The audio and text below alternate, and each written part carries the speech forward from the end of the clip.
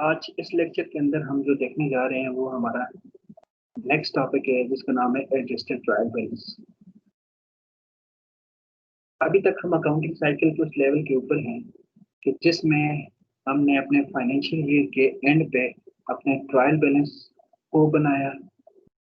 Trial balance के बाद हमारे पास कुछ एडजस्टमेंट्स थी, कुछ एडजस्टेड अकाउंट थे जिसमें डेफरल थे, एक्रूअल थे, डेप्रिसिएशन या हमने बेड डेट्स को भी देखा है, उसकी कुछ एडजस्टमेंट्स थी, उसकी भी हमने जनरल एंट्रीज पास की हैं।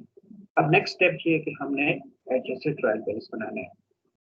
तो दोस्तों, एडजस्टेड ट्रायल बैलेंस पे जाने से पहले मैं चाहूंगा कि थोड़ा सा हम अपना जो हमने ऑलरेडी अकाउंटिंग साइकिल को देख रखा है उसको थोड़ा सा एक नज़र हम देख लें कि हम किस पोजीशन पे आज खड़े हैं।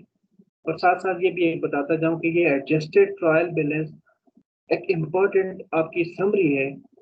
इसकी इम्पोर्टेंस इसलिए है कि इसके बाद जितनी भी फाइनेंशियल समरी बनेंगी, वो इनकम स्टेटमेंट बनेगी, वो बैलेंस शीट बनेगी या वो कैश फ्लो स्टेटमेंट बनेगी, वो on the basis of adjusted trial balance बनेगी।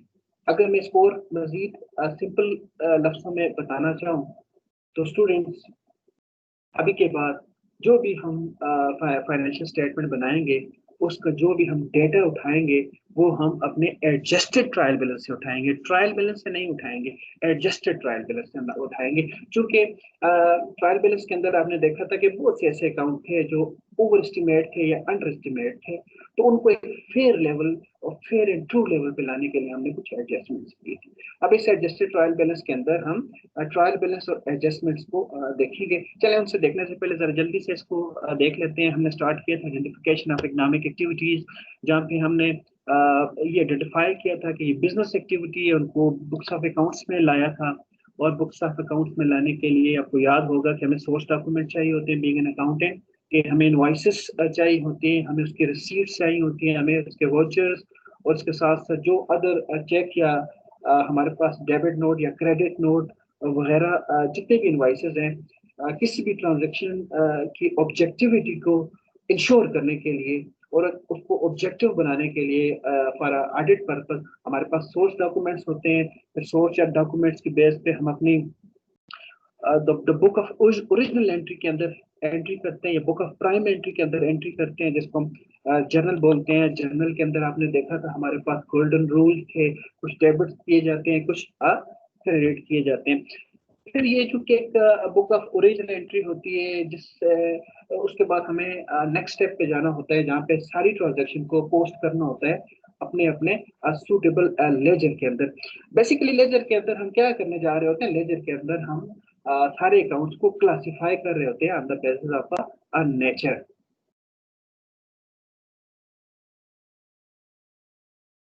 जैसे ही हमारा पोस्टिंग का प्रोसेस कंप्लीट होता है उसको हमारे सारे लेजर अकाउंट्स होते हैं, इंडिविजुअल लेजर अकाउंट को बैलेंस किया जाता है और उसको बैलेंसेस को आगे जो हमारी एक फर्स्ट इनिशियल समरी होती है जिसे ट्रायल बैलेंस बोला जाता है उसके अंदर हम लेके जाते हैं।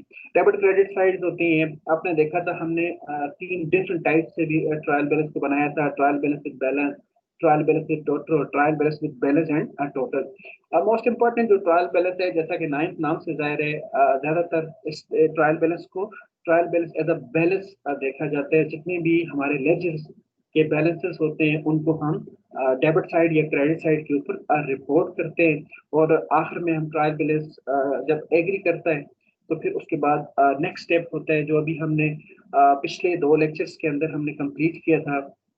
लेक्चर नंबर 16 और 17 के अंदर हमने कंप्लीट किया था, वो हमारा एडजस्टमेंट्स होता है। मैंने आपसे पहले भी बताया आपको और मैं एक दफा फिर बताना चाह रहा हूँ कि अगर ये पूरा अकाउंटिंग साइकिल आप देख रहे हैं आपके सामने तो इसके 13 स्टेप्स हैं। हम आइडेंटिफिकेशन ऑफ ट्रांजैक्शन से स्टार्ट करते हैं और पोस्ट क्लोजिंग ट्रायल बैलेंस पे एंड करते हैं अपना अकाउंटिंग साइकिल। लेकिन इसके अंदर देखा जाए तो ये जो स्टेप है, स्टेप नंबर 3, ये बहुत इंपॉर्टेंट है। इसलिए इंपॉर्टेंट है कि इससे आपके अकाउंट्स आपके बुक ऑफ ओरिजिनल एंट्री के अंदर आ जाते हैं।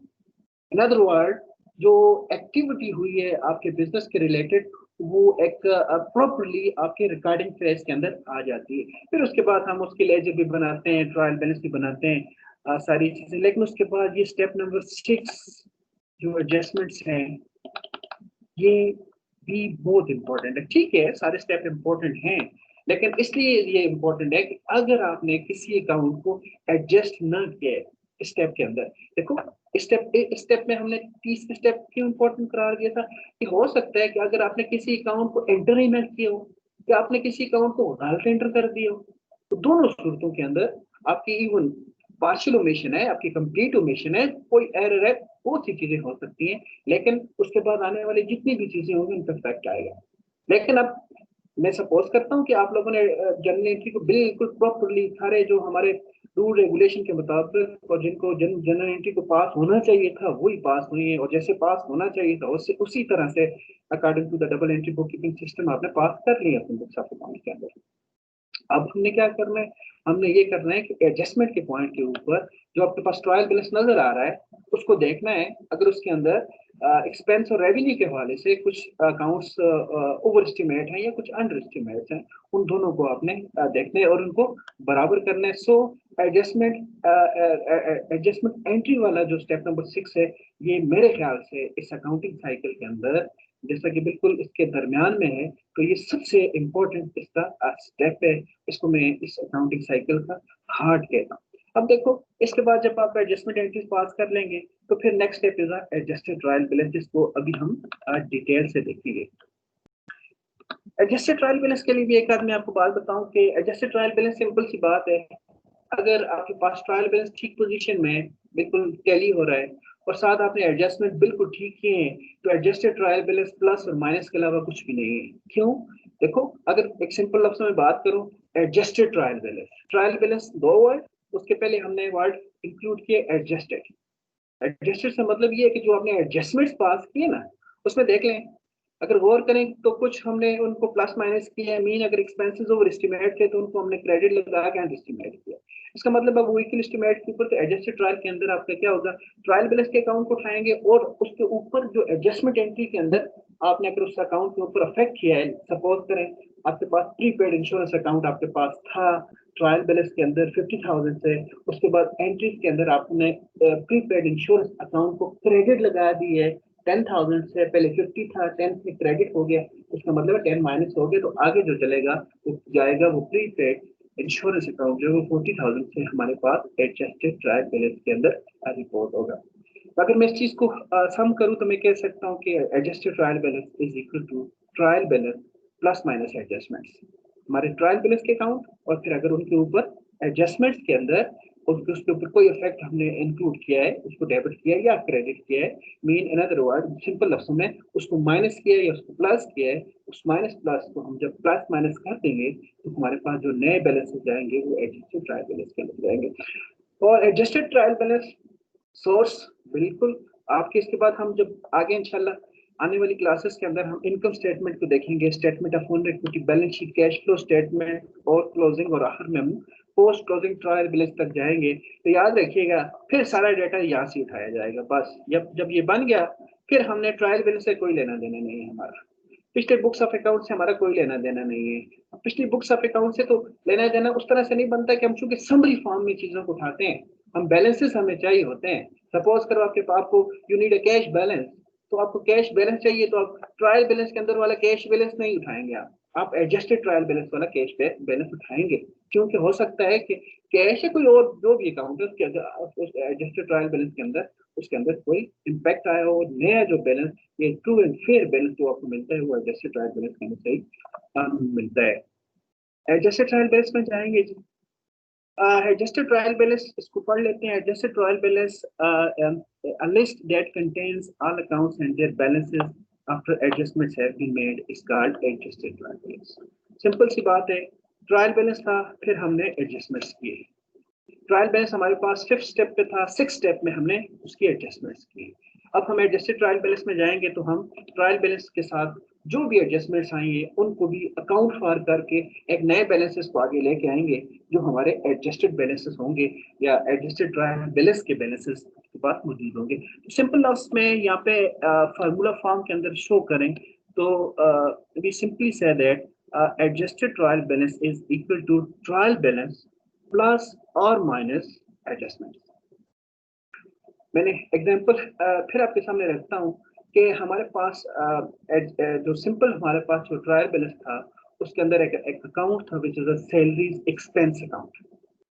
आपको पता है डेबिट बैलेंस होता है, एक्सपेंस अकाउंट है।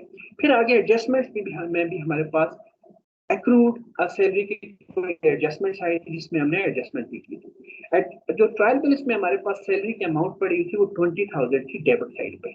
एंट्रीज के अंदर हमने क्या किया, एंट्रीज के अंदर हमने एक एंट्री पास की सैलरीज एक्सपेंस की सैलरी पेएबल। मैं 1 मिनट के लिए सपोज करें सर, फिर हम इसको प्रॉपरली देखेंगे। पहले आपके पास ट्रायल बैलेंस में 20,000 सैलरीज थी, फिर 5,000 से उसके उस पर फिर डेबिट लग गया एडजस्टमेंट के अंदर 5,000 का। अब इतनी सी बात है कि adjusted trial balance is equal to trial balance. कितना बैलेंस था सैलरी का ट्रायल बैलेंस के अंदर? 20,000 प्लस माइनस। अब देखो ट्रायल बैलेंस में जो आपकी सैलरीज अकाउंट है वो उसका बैलेंस क्या है? डेबिट है ना? यस डेबिट है। और फिर एंट्रीज में आकर जरा देखो इस पे फिर डेबिट लगा है या क्रेडिट लगा है? फिर डेबिट लगा है। अगर पहले भी डेबिट था फिर डेबिट लगा है तो डेबिट डेबिट आपस में प्लस हो जाते हैं। लिहाजा पहले 20,000 और फिर 5,000 दोनों को हम वैल्यूज को प्लस कर देंगे और एडजस्टेड ट्रायल बैलेंस के अंदर हम जो वैल्यू रिपोर्ट करेंगे वो हम सिंपली सैलरीज एक्सपेंस लिखेंगे उसके डिस्क्रिप्शन के अंदर और डेबिट में हम उसका 25,000 शो करेंगे। क्वेश्चन से भी हम इसको अब देखते हैं। ये इससे एक आइडिया, आगे चलते हैं।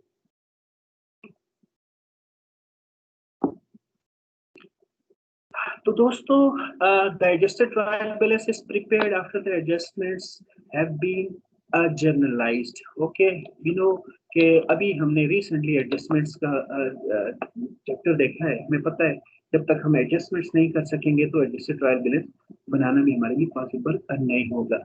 Adjusted trial balance shows the balances of all accounts including those that have been adjusted at the end of a financial year or a period. सारे अकाउंट्स आ जाएंगे आपके पास। इसमें एक छोटी सी बात और भी नोट करने के काबिल है बेटा कि इसमें कुछ नए अकाउंट्स भी आएंगे। मेन अगर आपके पास ट्रायल बैलेंस के अंदर 10 अकाउंट्स हैं और आपने एडजस्टमेंट्स भी किए तो जब आपका एडजस्टेड ट्रायल बैलेंस बनेगा तो बहुत हद तक पॉसिबिलिटी है, मैं कंफर्म नहीं लेकिन बहुत हद तक पॉसिबिलिटी होती है कि आपके पास सिर्फ 10 नए अकाउंट होंगे एडजस्टेड ट्रायल बैलेंस के अंदर। 12, 13, 14 या उससे ज्यादा हो सकते हैं। उसका रीजन ये है कुछ नए अकाउंट भी जनरेट होते हैं।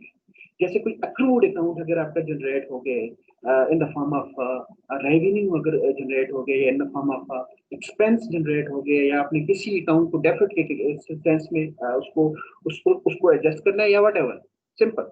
तो सिंपल ये कि आपके पास जब एडजस्टमेंट की जाती है उसके अंदर आपके वो अकाउंट्स को इन्वॉल्व किया जाता है जो एडजस्ट हो रहे हैं और फिर उनको एडजस्ट करने के लिए उसका सेकंड अकाउंट जो डेबिट से क्रेडिट भी हमने करना होता है वो अकाउंट सारे इसके अंदर आ जाएंगे।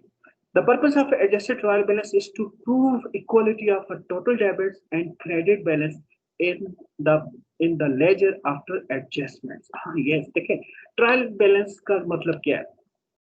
देखो ट्रायल बैलेंस तो we have three type of trial balance in overall accounting cycle.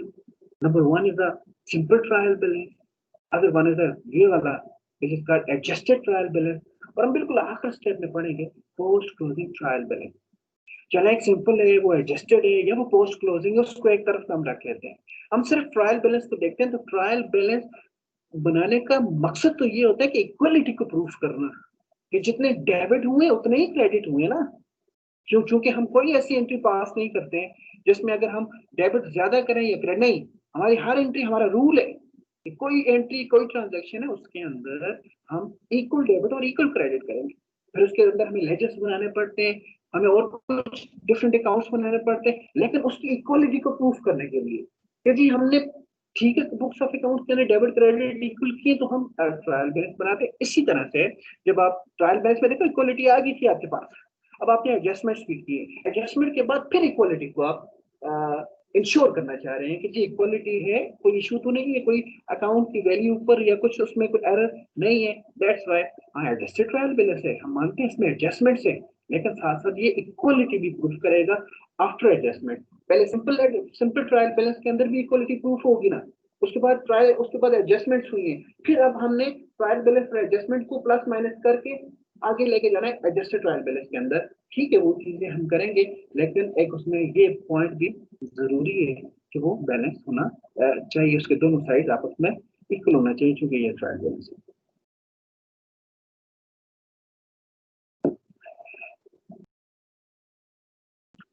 Two columns of adjusted trial balance should be equal to each other in the same way the trial balance does. Financial statement can prepare directly from the adjusted trial balance. इस point पे को मैंने काफी highlight किया है कि चूंकि इसके बाद आने वाली जितनी भी हमारे पास फाइनेंशियल स्टेटमेंट के एलिमेंट्स हैं या फाइनेंशियल स्टेटमेंट्स हैं, वो सारे का सबका डेटा जो हम उठाएंगे वो एडजस्टेड ट्रायल बैलेंस से उठाएंगे। सिंपल जैसे ट्रायल बैलेंस होता है, सेम फॉर्मेट, पहली line for name of the company, second for name of a statement, third is the line important जो आपके पास डेट की लाइन होती है, इसको एरोन से स्टार्ट करते हैं और उसके बाद हमारे पास है serial number, head of account, reference column, amount के अंदर जो भी हम करेंसी यूज कर रहे हैं, इफ हम रुपीज में चीजों को देख रहे हैं देन रुपीज, डॉलर, यन जो भी हमारे पास है तो यहाँ पे हम कोट कर देंगे। और इसके साथ साथ दो कॉलम हमारे पास होते हैं डेबिट और क्रेडिट के। चलिए जी एक क्वेश्चन की तरफ चलते हैं और उसको फिर आप देखने की कोशिश करते हैं कि जिसके अंदर क्या है। Prepare adjusted trial balance for the year ended 31st December 2016 from the trial balance and adjustment of the Mishal company given up below. This is a trial balance जो मिशाल कंपनी का है। इसमें देखने वाली बात क्या है? देखने वाली पहली बात ये कि ये कब बन रहा है जी, ये बन रहा है दिसंबर के आखिरी दिन में 2016 में। और आपकी इस वर्कबुक के अंदर मेजॉरिटी केसेस के अंदर हमने आपका जो नॉर्मल ईयर होता है उसको ही हमने अकाउंट, जिसको कैलेंडर ईयर बोलते हैं, उसी को हमने अकाउंटिंग या फाइनेंशियल ईयर कंसिडर किया हुआ है। सिंपल, क्योंकि आपका जनवरी से दिसंबर तक आपका फाइनेंशियल ईयर है जो आपके रिपोर्टिंग पर्पज के लिए यूज करें। हम सपोज करते हैं कि पूरा साल गुजरा, हमने जनरल एंट्री कितनी होंगी, रेवेन्यू कितनी होंगी, लेजर्स बने, फिर उनको बैलेंस किए, अब ट्रायल बैलेंस है। और आपको पता है ना, ट्रायल बैलेंस को देखने से हमें पता चल जाता है कि हमारे जर्नल के अंदर किस तरह की एंट्री हुई है और उसके साथ साथ लेजेस में उसकी क्या चीजें हुई, फिर हमें ट्रायल बैलेंस एक पिक्चर शो कर रहा होता है, एक समरी आइटम इसको देखते हैं। ड्राइंग अकाउंट है कि 14,000 डेबिट बैलेंस, कैपिटल अकाउंट है which is honour equity account, 80,000 से सप्लाईज अकाउंट हमारे पास मौजूद है। बट आप लोग अपने पास नोट भी करें साथ साथ के अपनी वर्कबुक के अंदर के ये अकाउंट्स, मुझे उम्मीद है कि आप जानते हैं, लेकिन फिर भी सप्लाईज अकाउंट आपका एसेट अकाउंट होता है, 55,000 से रिपोर्ट हो रहा है। आपकी परचेज अकाउंट है, एक्सपेंस अकाउंट होता है, 485,000 से रिपोर्ट हो रहा है। आपकी सेल्स है, रेवेन्यू अकाउंट है जो आपके पास 610,000 से रिपोर्ट हो रहा है। सेंट्री डेटर अकाउंट है जिसको हम अकाउंट रिसीवेबल अकाउंट बोलते हैं, 80,000 से रिपोर्ट हो रहा है। इसके साथ साथ सेंट्री क्रेडिटर अकाउंट है जो लाइबिलिटी अकाउंट होता है, अकाउंट पेएबल अकाउंट इसको हम बोलते हैं, ये भी रिपोर्ट हो रहा है आपके पास। इसके साथ शेयर रिटर्न है, कांट्रा रेवेन्यू अकाउंट है आपके पास, कि चूंकि सेल्स का क्रेडिट बैलेंस का डेबिट बैलेंस 5,000 शोर है, कैरिजन वर्ड है, कोई सा भी हमारा डायरेक्ट एक्सपेंस इनकर हुआ है हमारी परचेज के ऊपर, तो हम इसको जितने भी हमारे पास एक्सपेंस होते हैं उसको, ये बेसिकली इनवर्ड का मकसद आपके पास डायरेक्ट एक्सपेंस है एक्सपेंस है, लिहाजा इसको 6,000 हम कंसिडर करेंगे। सैलरीज एक्सपेंस अकाउंट है, rent, rates and taxes expense account है, इंश्योरेंस एक्सपेंस मेंशन्ड है, मशीनरी और furniture and cash in hand, ये तीनों अकाउंट्स हमारे जो हैं इनको हम एसेट्स अकाउंट कंसिडर करते हैं। जरूर चेक कीजिएगा, अभी भी चेक करें, इवन आपके पेपर आपके पास है, पेपर में के अंदर बैठे हुए हैं, तो जल्दी से पहले ट्रायल बैलेंस को जल्दी से इसको कैलकुलेटर से चेक कर लें, इसकी वैल्यू ठीक रिपोर्ट हो रही है। समटाइम अगर आपके ट्रायल बैलेंस के अंदर कोई इशू है तो आपका अगर बैलेंस बराबर नहीं है तो फिर हम आगे चल के एडजस्टेड ट्रायल बैलेंस का बैलेंस हमारा में इशू आएगा। अगर तो हम यहाँ पे फिर क्या करेंगे, अगर हम किसी एग्जाम के अंदर बैठे हुए हैं और हमारे पास हमने ट्रायल बैलेंस को देखा है बराबर नहीं आ रहा, तो फिर क्या करेंगे, तो याद रखें यहाँ पे आप एक नया अकाउंट क्रिएट कर लें विच इज अ सस्पेंस अकाउंट। तो जिस साइड पर वैल्यू कम बनती है उतनी वैल्यू सस्पेंस अकाउंट के अंदर लिख लें। सस्पेंस अकाउंट डेबिट या क्रेडिट कुछ भी हो सकता है, फिर आगे इस क्वेश्चन को कंप्लीट करें और वो सेम सस्पेंस अकाउंट आगे चल के आपको एडजस्टेड ट्रायल बैलेंस के अंदर भी नजर आ जाएगा, तो उससे कंफर्म हो जाएगा तो कि आपने अपने इसको, अदरवाइज आपका एडजस्टेड ट्रायल बैलेंस आप बैलेंस शो नहीं करेंगे। लेकिन यहाँ पे देख लें इसका जो हमारे पास मिशाल कंपनी का ट्रायल बैलेंस मौजूद है, 31 दिसंबर 2016 के पॉइंट इन टाइम पे उसका बैलेंस बराबर है। ठीक हो गया जी। फिर क्या करते हैं जी, एडजस्टमेंट्स को जी। एडजस्टमेंट्स हमने सीख रखा है, सिंपल सिंपल से एडजस्टमेंट्स हैं। हमने इस पे काफी डिटेल बातें की हैं, लेकिन आज हम मुख्तसर मुख्तसर बात ही करेंगे और वो आप अपने माइंड में रखिएगा। डेप्रिसिएशन की स्ट्रेट फॉरवर्ड एंट्री होती है। डेप्रिसिएशन एक्सपेंस अकाउंट है और फिर हम देख रहे होते हैं कौन सा स्टाइल है, रिटन डाउन है तो उसी एसेट को क्रेडिट कर देते हैं। अगर वो आपका कास्ट मेथड है तो उस एक्यूमुलेटेड डेप्रिसिएशन को क्रेडिट करते हैं। यहाँ पे क्या कह रहा है, यहाँ पे देखो इसकी उसने वैल्यू दी है हमें कि जी आपने 5,000 पर एनम कि जी depreciation machinery at the rate of 5% per annum by written down method. दो चीजें हमारे पास इसमें देखने की है। एक तो ये कि ये हमें 5% दे रहा है, हमें कोई भी इसमें वैल्यू नहीं बताई है और ना ही हमें इसने उसकी कास्ट और रेजिडुअल वैल्यू और उसकी लाइफ का बताया है जिससे हम उसको कैलकुलेट कर सकते हैं। सिर्फ एक परसेंटेज दिए तो ये और हमारे लिए सिंपल कर देते हैं। जैसे 5% है तो हम जाके देखेंगे कि यार 5% किस अकाउंट के ऊपर है, ये मशीनरी अकाउंट के ऊपर है। तो जाने जरा देखें हमने ट्रायल बैलेंस के अंदर मशीनरी अकाउंट, यस रिपोर्ट है 50,000 से, उस पर कैलकुलेट करते हैं हम 5%। 50,000 मल्टीप्लाई बाय 5%। 5% को आप टाइप करें कैलकुलेटर पे 0.05। 0.05 mean 50,000 multiply by 0.05 is equal to 2500। अब हमारे पास अमाउंट आ गया, हमने इसको कैलकुलेट कर दिया कि ये हमारे पास रुपीज बनेगा 2,500। अगला स्टेप बड़ा आसान, इसकी एंट्री पास करनी है, बिल्कुल सिंपल पैट एंट्री है, हमें याद है इवन हमारे माइंड में। डेप्रिसिएशन एक्सपेंस डेबिट होगा, अगर रिटन डाउन है तो मशीनरी अकाउंट चूंकि एसेट अकाउंट है उसको क्रेडिट करेंगे, क्योंकि रिटन डाउन मेथड है इसमें हमें एसेट को रिड्यूस करना होता है। लिहाजा एंट्री पास कर दी हमने जी, depreciation expense underscore machinery 2500 to machinery account. अपने पास वर्कबुक में नोट करें।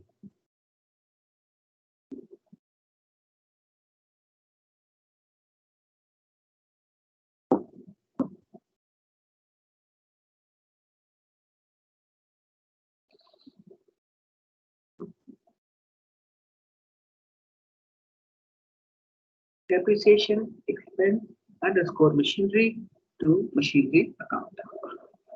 आगे चलते हैं।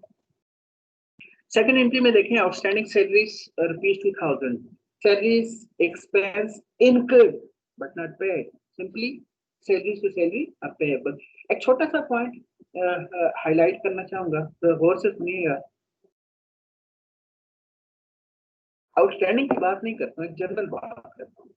देखो जैसे यहाँ पे हमने अपने अकाउंट्स ओपन किए, दोनों account, one account is called depreciation expense और second is a machinery account. तो देखिए इसमें एक अकाउंट तो हमने ये नया लिखा है और ये एक एग्जिस्टिंग अकाउंट को हम यूज कर रहे हैं। तो मैं कहना ये चाह रहा हूँ कि अगर आपने कोई नया अकाउंट खोलना है तो फिर तो चले अपनी मर्जी से आप उसी के बराबर ही खोलते हैं, लेकिन कुछ उसमें आप अपनी मर्जी से खोल सकते हैं। लेकिन जो एग्जिस्टिंग अकाउंट होगा उसको आपने उसी तरह से रिपोर्ट करना है। मीन अगर यहाँ पे कोई अकाउंट है इंश्योरेंस एक्सपेंस तो आपने इसको इंश्योरेंस एक्सपेंस ही लिखना है। बल्कि मैं और ज्यादा आगे चला जाता हूँ, अगर यहाँ पे लिखा होता है इंश्योरेंस एक्सपेंसेस तो आपने भी अपनी एंट्री में इंश्योरेंस एक्सपेंसेस का वर्ड यूज करना है।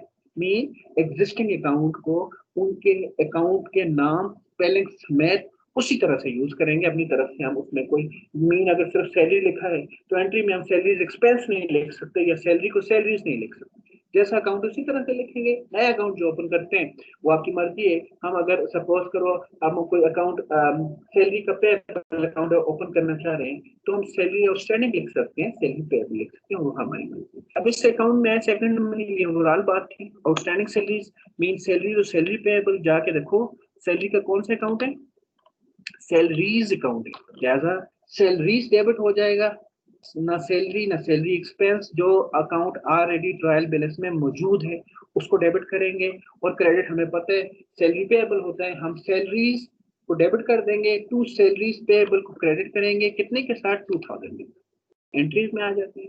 ये ले कार्ड सामने लिखे बात होती है, salaries to salary payable. Salary debit account as it is हमने इस्तेमाल किया, क्योंकि ये अकाउंट पहले भी इस्तेमाल हुआ है, लिहाजा इसको हम उसके स्पेलिंग के साथ बिल्कुल उसी तरह से इस्तेमाल करेंगे। लेकिन क्रेडिट में हमें पता था कि ये पेएबल अकाउंट हम बेसिकली लाइबिलिटी है हमारी, फ्यूचर के अंदर हमने अपने लिए लाइबिलिटी क्रिएट की है, तो इसको आप सैलरीज पेएबल भी लिख सकते थे, सैलरी आउटस्टैंडिंग भी लिख सकते थे, जैसा जो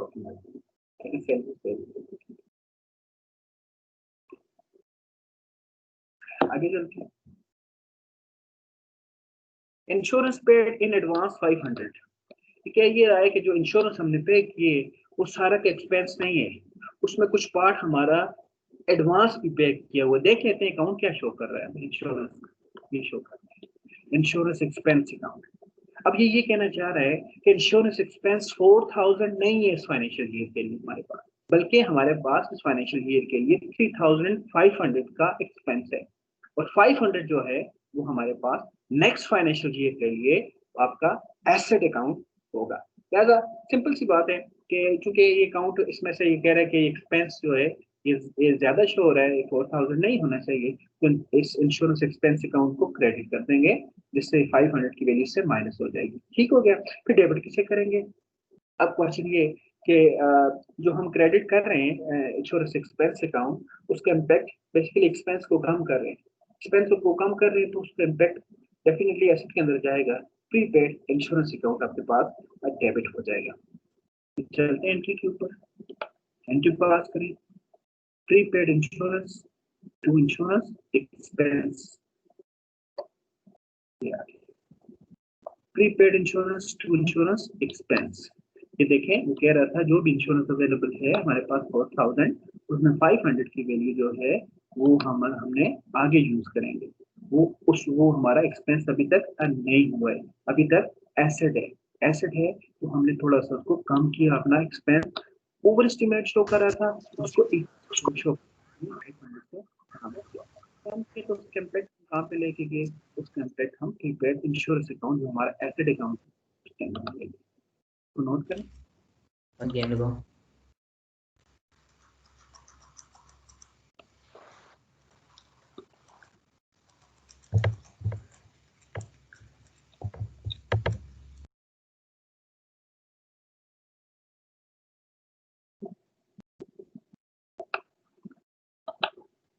आगे देखते हैं। Maintain at rate of 5% allowance for doubtful debt on sundry debtor. ये भी आपके पास, जैसे हमने अकाउंटिंग फॉर बैड डेट के अंदर देखा है कि दो बड़े मेथड होते हैं, डायरेक्ट राइट ऑफ, एक प्रोविजन के प्रोविजन मेथड का केस है। इस प्रोविजन मेथड के अंदर हम क्या करते हैं, हम प्रोविजन मेथड के अंदर तीन तरह से उसको देखते हैं, एस्टिमेशन करते हैं, उसका राइट ऑफ करते हैं या रिकवरी होती है। ये एस्टिमेशन है, सिंपल एंट्री होती है एस्टिमेशन की, डेप्रिसिएशन की तरह ही। इसकी पैट एंट्री है, बिल्कुल कंफर्म एंट्री है। जो ये जो आपके पास है जी,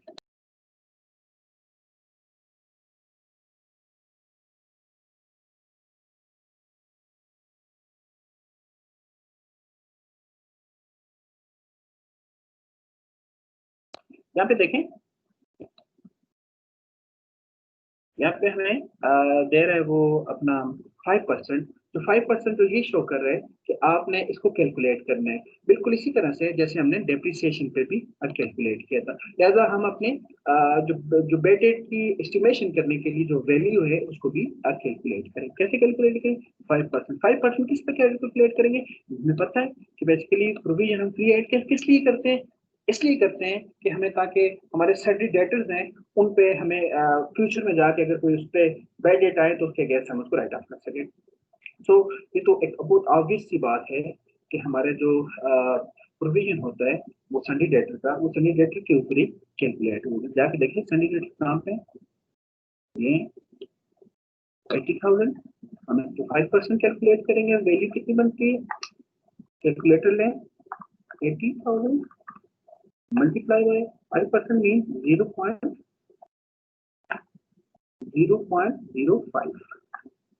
4000। ओके जी।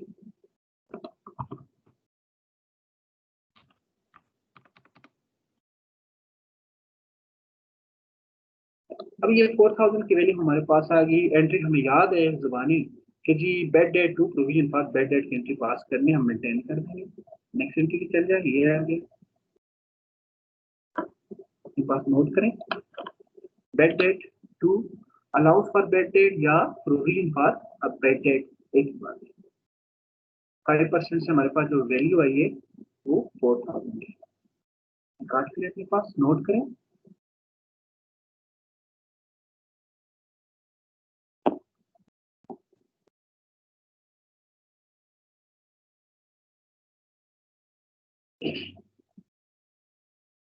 मुझे उम्मीद है आप सब लोगों के पास वर्कबुक अवेलेबल होगी। अगर आपके पास अवेलेबल नहीं है तो इसके डिस्क्रिप्शन में अवेलेबल है, जरूर उसको फिल कीजिएगा। आगे चलते हैं। Supplies at the end of the year worth ₹20,000। Supplies इसको हमने बोला था this is your asset account. अब क्या हुआ है कि उसकी वैल्यू आपके पास 20,000 है। हाँ चलें देखते हैं जाके अपने ट्रायल बैलेंस के अंदर सप्लाईज क्या पोजीशन शो कर रहा है, इस अकाउंट को शो कर रहे हैं। ये तो कह रहे हैं हमारे पास 55,000 है, वो कह रहे हैं हमारे पास 20,000 है। तो हम तो एडजस्टमेंट में हमने एडजस्टमेंट कुछ चीजों को देखना है ना। तो सिंपल इसमें ये सजेस्ट किया जा रहा है कि यस आपके पास सप्लाईज थी 55,000 की, लेकिन ड्यूरिंग द पीरियड आपने सप्लाईज को यूज और कंज्यूम कर दिए। इन अदर वर्ड आपका एसेट सप्लाईज एसेट जो है वो अब एक्सपायर हो गया है, एक्सपेंस में कन्वर्ट हो गए। अगर एक्सपेंस में कन्वर्ट हो गया तो बहुत सिंपल एंट्री है, हम सप्लाईज को क्रेडिट कर देंगे।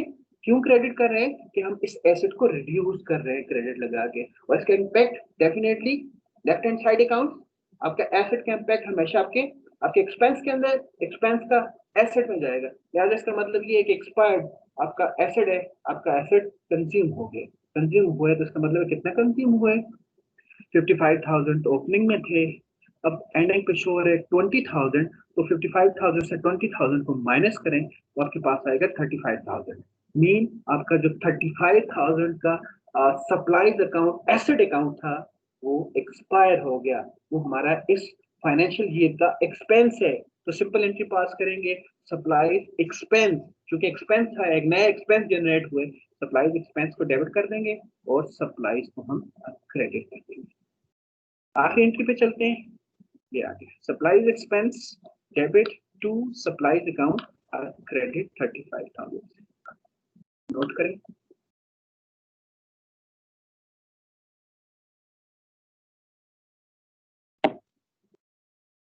यहाँ तक तो एक चीजें हमने ऑलरेडी देखी हुई हैं, ट्रायल बैलेंस हम समझते हैं, एडजस्टमेंट्स हमें पास करने का तरीका आता है। मुझे उम्मीद है कि आपने प्रॉब्लम्स वगैरह की एक अच्छी तरह से उसकी प्रैक्टिस भी की होगी और लेक्चर्स को भी 2 दफा आपने जरूर सुना होगा। वर्कबुक तो जरूर आपने कंप्लीट करनी है, वर्कबुक तो मैं चेक करूंगा आपका। सो अब क्या करना है जी, अब नेक्स्ट स्टेप है एडजस्टेड ट्रायल बैलेंस। आज का लेक्चर यहाँ से स्टार्ट होता है कि एडजस्टेड ट्रायल बैलेंस और एडजस्टेड ट्रायल बैलेंस बहुत ही सिंपल, इंतहाई सिंपल। क्या, ये फॉर्मूला याद रखें, trial balance plus minus adjustment. Trial balance के अकाउंट को देखो, पहला अकाउंट क्या है जी, उसके अंदर मैं अभी आपको एक प्रोसीजर भी बताऊंगा कि मैं कैसे, जब मैं स्टूडेंट था तो मैं खुद कैसे एडजस्टेड ट्रायल बैलेंस को अटेम्प्ट करता था, मैं आपको वो स्टेप भी दूंगा। लेकिन सिंपल बात ये है, एक अकाउंट है, जैसे अभी आपने देखा ना आखिर आखिर के अंदर कि हमारे पास एक अकाउंट था, ये वाला मैं ओवरऑल एक बात करना चाह रहा हूँ कि ये इंश्योरेंस अकाउंट था 4,000, और इसको जाके जरा देखो इंश्योरेंस अकाउंट को आपके पास क्या हुआ, इसके बाद क्रेडिट लगा है 500। इसका मतलब क्या है, एडजस्टेड ट्रायल बैलेंस के अंदर कितनी वैल्यू जाएगी, 4,000 आपका डेबिट था, एक्सपेंस अकाउंट था, और फिर आपकी ट्रायल बैलेंस के अंदर 4,000 था, और आपने एडजस्टमेंट जो पास की एंट्रीज, उसमें आपने उसी अकाउंट को क्रेडिट कर दिया 500 के साथ। पहले डेबिट था, कितना था 4,000, अब 500 आपका क्रेडिट हुआ, और डेबिट से क्रेडिट माइनस होता है, हमें पता है, एक जैसी वैल्यू आपस में प्लस होती है, अपोजिट माइनस वैल्यू माइनस होती है, लिहाजा आगे कितनी वैल्यू जाएगी इंश्योरेंस की, बिल्कुल ठीक है 35 वैल्यू। इतना सा काम है। अच्छा, बस एक ही काम है, और क्या काम है जी, और कोई काम भी नहीं है, और ये जरूरी नहीं है कि सारी एंट्रीज के ऊपर आपके एडजस्टमेंट हो, जिनके ऊपर एडजस्टमेंट्स हैं उसके तो नए बैलेंसेस जाएंगे, प्लस माइनस होगी, लेकिन जिनके ऊपर एडजस्टमेंट्स नहीं है या कोई नए अकाउंट जनरेट हुए वो अपनी ये वैल्यू के अंदर जाएंगे। बस ये 2 ही पॉइंट। अब इस इन पॉइंट को भी याद रखने की कोई जरूरत नहीं, मेरे साथ हैं, जैसे जब मैं स्टूडेंट था मैं क्या करता था, अभी मेरे साथ थे, अगला 1 मिनट गौर से देखना, ये 1 मिनट है इसके जैसे ट्रायल बैलेंस के अंदर, बस और कुछ नहीं है इसके अंदर। यहाँ पे आ जाए, पहले अकाउंट आपने अभी एंट्रीज पास की है ना, एंट्रीज में आओ, पहले अकाउंट को देखो कौन सा अकाउंट है, ये मैंने यहाँ पे हाईलाइट किया आपके सामने, डेप्रिसिएशन एक्सपेंस अकाउंट। जरा जाके ढूंढो ये अकाउंट हमारे पास यहाँ पे था पहले, था नहीं था, नहीं है, ट्रायल बैलेंस में नहीं है पहले, this mean this is a new account. अगर न्यू अकाउंट है तो स्टूडेंट्स आप अपने पास वर्कबुक के अंदर यहाँ पे एक छोटा सा स्टार लगा दो, यहाँ पे एक निशान लगा दो, एक टिक लगा दो इस अकाउंट के अंदर, मैं बोल्ड कर रहा हूँ, ये हमें फायदा आएगा, ये हमें पता चलेगा ये नया अकाउंट है या इसके ऊपर अफेक्ट है, इतना इतना। अब दूसरे अकाउंट पे जाते हैं, मशीनरी अकाउंट। मैंने अगेन मैं रिपीट करता हूँ अपना प्रोसीजर, मैं अपनी एडजस्टेड एंट्रीज के अंदर आया हूँ, पहला अकाउंट को देखा है, जाके मैंने अपने ट्रायल बैलेंस के अंदर ढूंढा है कि सेम अकाउंट अवेलेबल है ट्रायल बैलेंस के अंदर, नहीं था, अगर नहीं था तो मैंने इसको एंट्रीज के अंदर स्टार लगा दिया है या उसको बोल्ड कर दिया, आप स्टार लगा दे। इसी तरह से सारे अकाउंट को देखेंगे तो आपका काम हल हो जाएगा।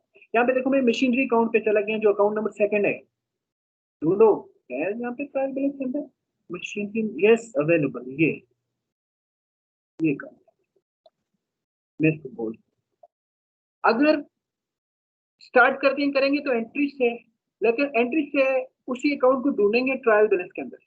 अगर ट्रायल बैलेंस में नहीं होगा तो एंट्री में ही स्टार लग जाएगा, जैसे यहाँ पे आपने पहली एंट्री के अंदर लगाया, एंट्री के पहले एस्पेक्ट में लगाया, लेकिन दूसरे एस्पेक्ट में आज हमने देखा कि मशीनरी अकाउंट को जब हमने ढूंढना ही शुरू किए तो वो हमें ट्रायल बैलेंस के अंदर मिल गया, हमने ट्रायल बैलेंस के अंदर मशीनरी अकाउंट के अंदर स्टार लगा दिए। अब ये छोटी सी टेक्निक जो मैंने आपको बताया जब मैं स्टूडेंट था मैं यूज करता था, ये आप अगर समझ गए तो इसको यूज करें, इसके बाद आपको बहुत आसानी हो जाएगी। और मैं आपको बताऊंगा आखिर में ये छोटी सी टेक्निक जब आपने यूज की तो इससे कैसे आपका कंफर्म हो जाएगा कि फिर कभी कोई अब फिर आपका जैसे ट्रायल बैलेंस कभी गलत नहीं हो सकते इंशाल्लाह, आप ट्राई करके देखिए।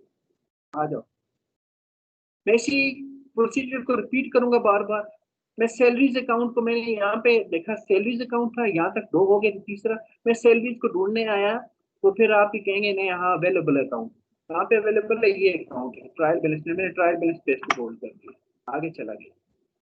सैलरी पेएबल अकाउंट देखा यहाँ पे, नहीं है नहीं है नहीं है नहीं है, नया अकाउंट है, ओके नया अकाउंट है तो हमने यहाँ पे इसको बोल्ड कर दिए, स्टार लगा दिए।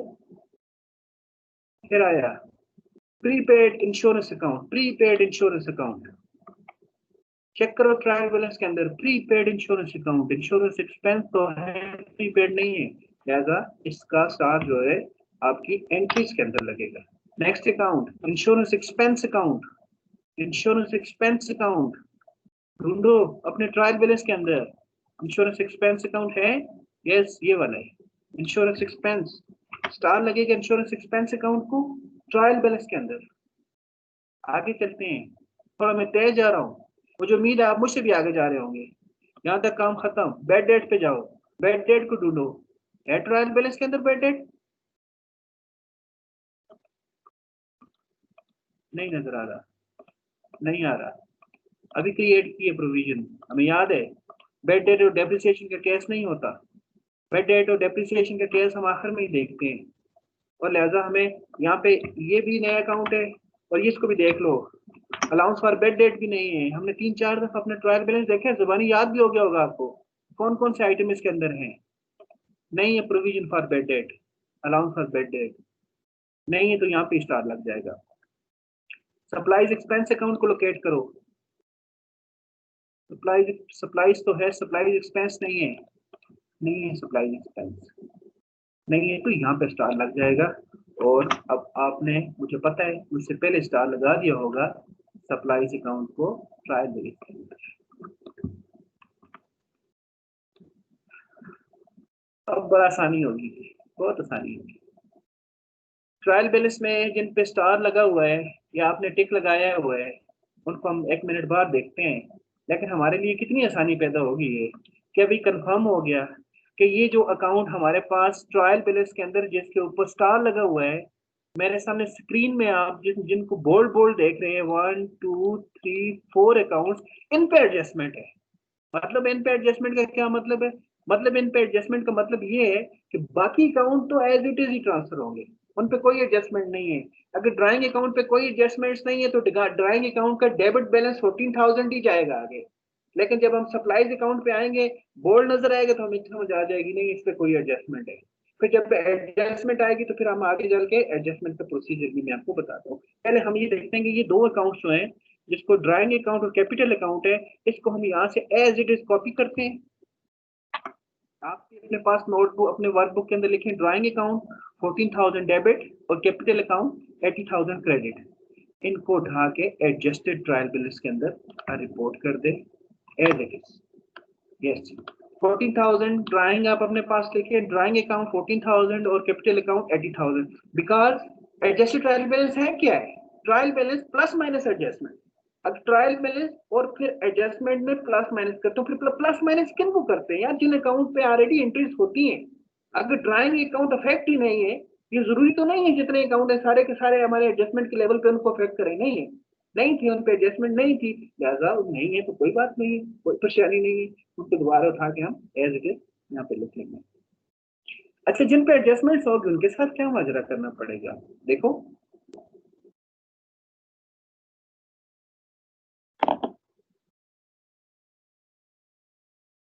अब ये एक अकाउंट है हमारे सामने, जो एडजस्टमेंट का अकाउंट है, जिसका नाम है सप्लाई।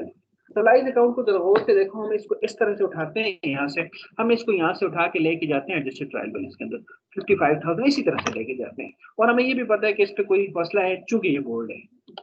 ये आ गई। इसके बाद हमने ये किया, इसकी जो 55,000 की वैल्यू है इसको भी यहाँ से डेबिट से उठा लिया। हमने इसके सामने लिख लिया कि ये 55,000 यहाँ तक अकाउंट, हमें पता है कि सप्लाईज अकाउंट डेबिट है।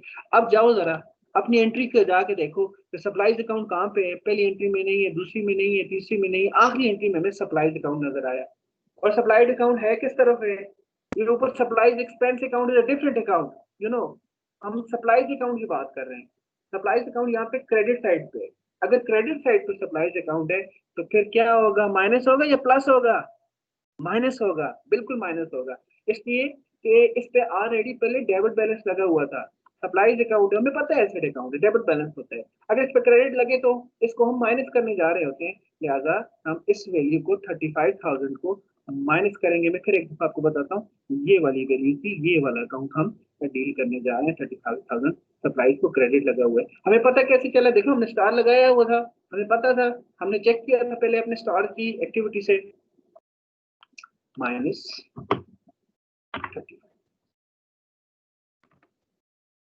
35 को माइनस करो, फिर 20 रह गया। 20 किस तरफ रह गया? डेबिट साइड पे या क्रेडिट साइड पे रह गया? डेबिट पे रह गया। क्यों डेबिट पे रह गया? इसलिए कि डेबिट इसका बैलेंस था और बड़ी वैल्यू भी डेबिट थी, लिहाजा हमारे पास वैल्यू भी 20,000 डेबिट साइड पे जाएगी। चलो जी, हो गया। फिर आगे चलते हैं, ट्रायल बैलेंस पे दोबारा पहुंचते हैं। अब देखो, परचेज से लेकर ये देखिए, मैं इसके balances as it is copy कर रहा हूँ यहाँ तक, रिटर्न इनवर्ड तक। ये जितने भी अकाउंट्स हैं इस पे कोई एडजस्टमेंट नहीं है। ये इनका बैलेंस एज इट इज जाएगा हमारे एडजस्टेड ट्रायल बैलेंस के अंदर। एज इट इज ले आओ यहाँ पे। जरा मुझे और से देखिएगा, कहीं मैं अगर कोई एरर करता हूँ कॉपी पेस्ट में, अगर कोई इशू होता है मुझे जरूर वहां पे ही आपने बताना है।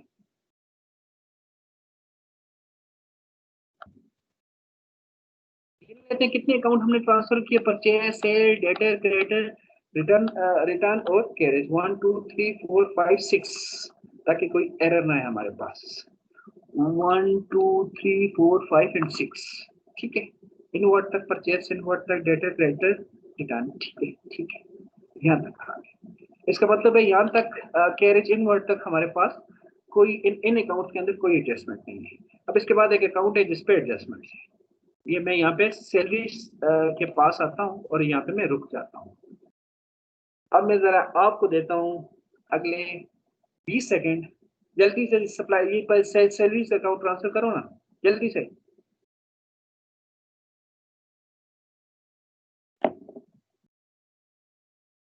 खुद ट्रांसफर करो।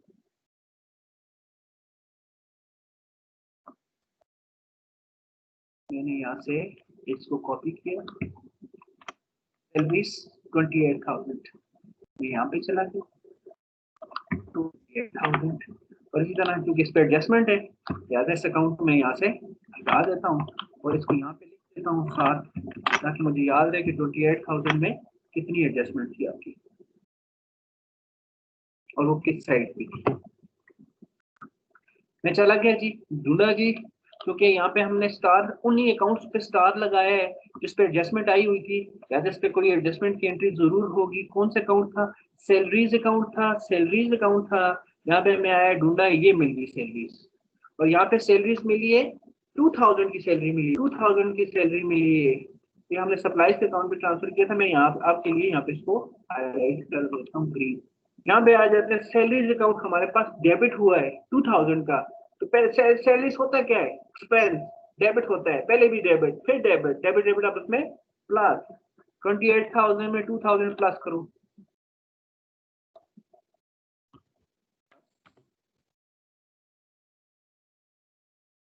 30,000 debit value.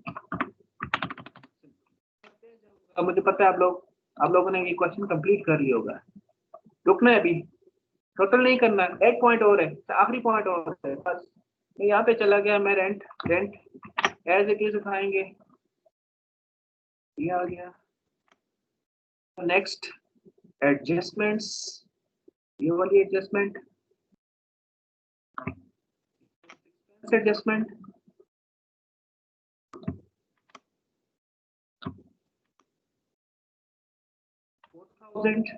in trial balance. What happens in the adjusting entries? Insurance expense ये 500 credit, expense debit 500 पे credit, मीन इसको credit मीन इससे माइनस कितना 500, ये आ गया। कितना था 4000 का, चेक कर लेते हैं बैलेंस। 4000 था जी, इसमें से 500 माइनस 5, कितना बैलेंस आगे जाएगा 3500 एंड डेबिट साइड एक्सपेंस है, डेबिट साइड 4000 ज्यादा डेबिट था, 4000 डेबिट था, 500 क्रेडिट है, तो आगे क्या होगा 3500 आपके पास डेबिट बच जाएगा। इतनी बात आपको समझ है। आगे तो मशीनरी अकाउंट, इन्वेस्टमेंट है 50,000,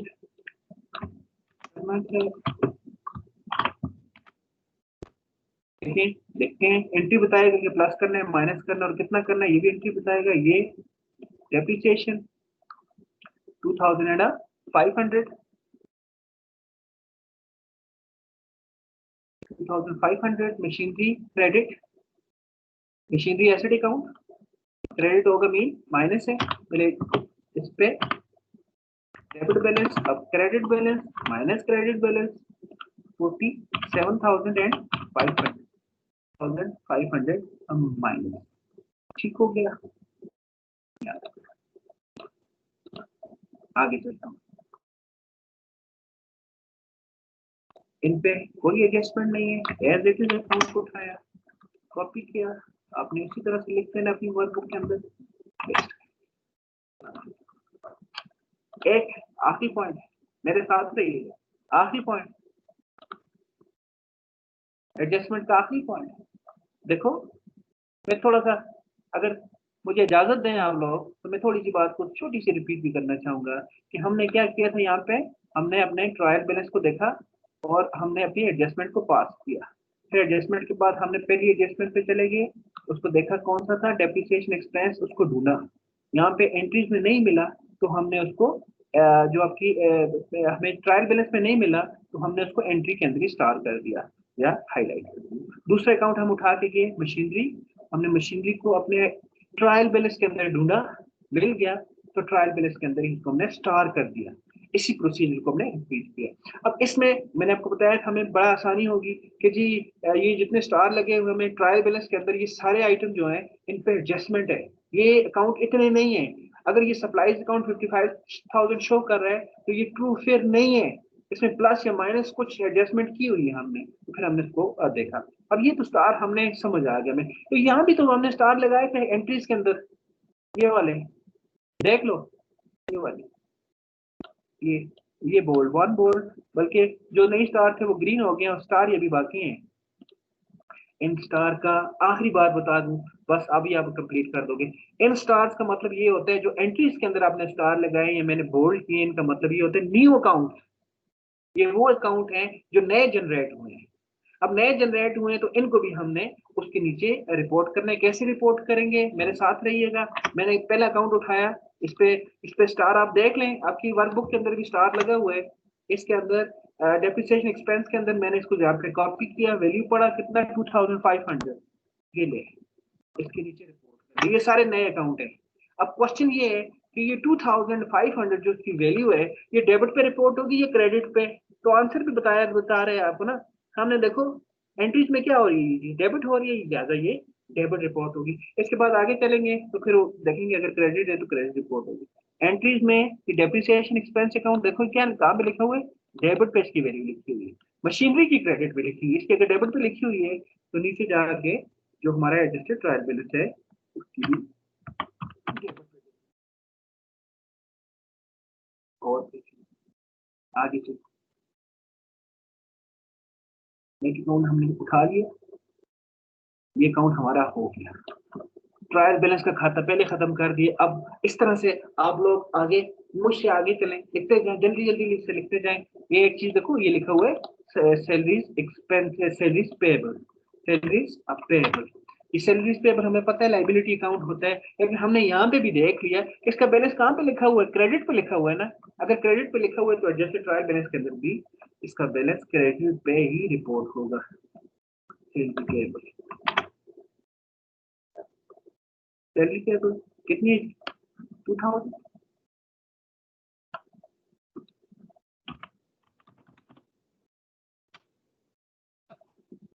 आगे चलो,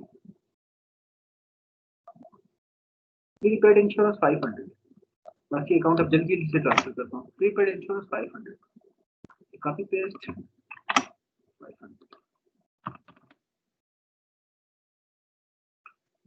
प्रीपेड इंश्योरेंस हो गया। उसके बाद बेड डेट,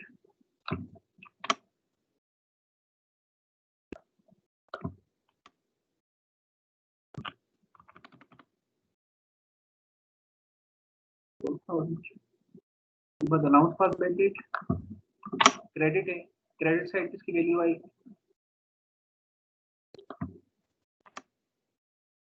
4000।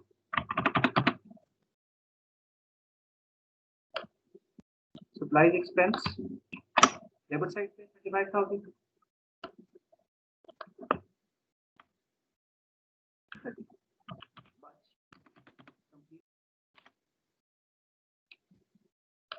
ये देखिए, अब देखें इसमें मुझे उम्मीद है कि कोई एरर नहीं होगा। ये दोनों आप लोग इसको करें, मैं भी हम दोनों मिलके, हम सारे में लोग साथ मिलके इसको सम करते हैं, दोनों साइड को, डेबिट साइड को क्रेडिट साइड को। लेकिन देखने की बात ये है कि देखो ये जो अकाउंट हमें नजर आ रहा है इन पे कोई एडजस्टमेंट नहीं है। इन अकाउंट पे एडजस्टमेंट की तो देखें, एडजस्टमेंट की वैल्यूज लिखी हुई है। ये आपके ट्रायल बैलेंस के अंदर अगर देख लें तो सप्लाईज अकाउंट की 55,000 वैल्यू शो हो रही थी, लेकिन उसके बाद एंट्री के अंदर वो क्रेडिट तो देख लें, इसको हम चेक कर लेते हैं। ये देखो ये सप्लाईज अकाउंट 55,000 शो कर रहा था, लेकिन इसकी जो आपके पास एंट्री थी वो क्रेडिट में थी 35,000 थी। जो ये शो कर रही थी कि इसको माइनस करना है, हमने यहाँ पे माइनस कर दिया 35,000। आगे आपके पास 20,000 डेबिट में चला गया। इन पे कोई एडजस्टमेंट नहीं थी। इसके बाद वाली एंट्रीज के अंदर सैलरीज पे एडजस्टमेंट थी, इस पे एडजस्टमेंट थी, इस पे एडजस्टमेंट थी, और उसके बाद ये वाले अकाउंट बिल्कुल नए अकाउंट है।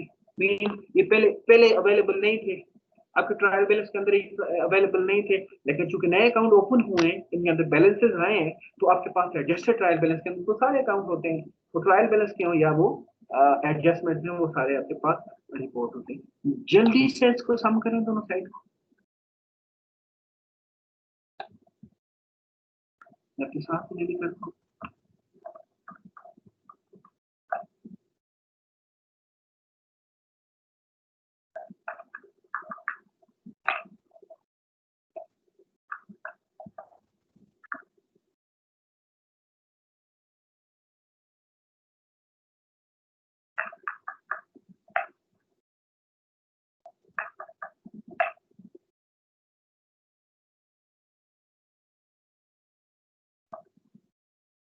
डबल टाइम डबल डबल दफा चेक करें।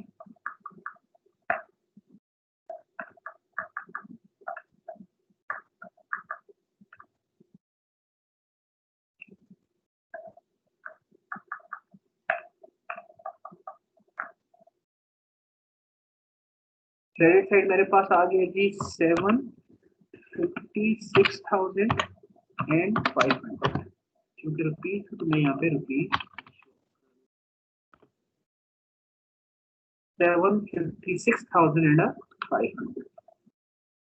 क्रेडिट को चेक करें, डेबिट को चेक करें। 40,000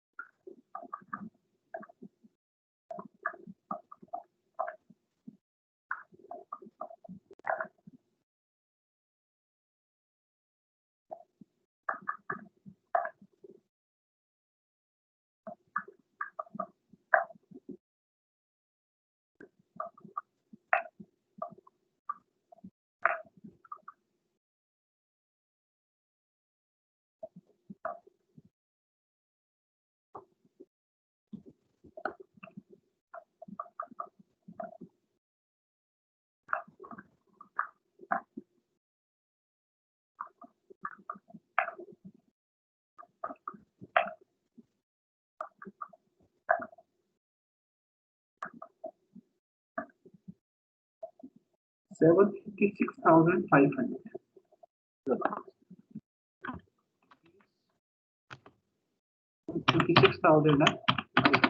मुझे उम्मीद है आपका भी सेम आंसर यहाँ पे होगा।